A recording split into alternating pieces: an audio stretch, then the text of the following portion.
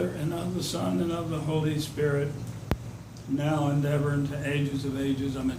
This is the Sunday of Mary of Egypt, whom I will talk about tomorrow.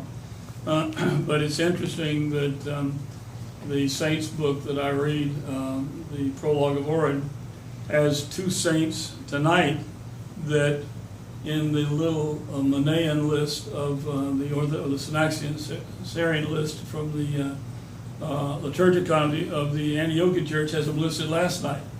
And the ones that are listed tonight, I don't find any reference to any place. So, so I'll talk about the ones that Bishop St. Nikolai says are tonight, that the Antiochian Church says were last night. But anyway,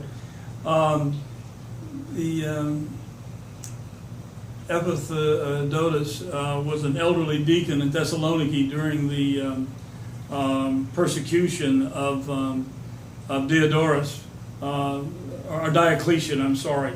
And Theodotus was the reader. The deacon was an elderly man, and the reader was a young man.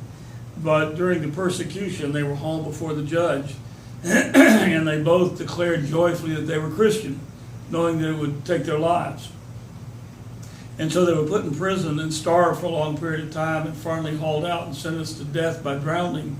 And the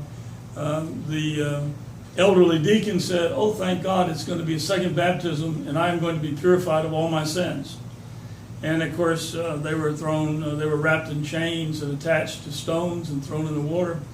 And about a week later, their bodies floated up, and the Christians of the community found them and buried them, and this was in the year 305. It's interesting about the joyfulness of being able to share the sufferings of Christ by martyrdom, which somehow in our age we've lost. In our psychological take care of yourself age, we would say, "Oh, that's sick and horrible."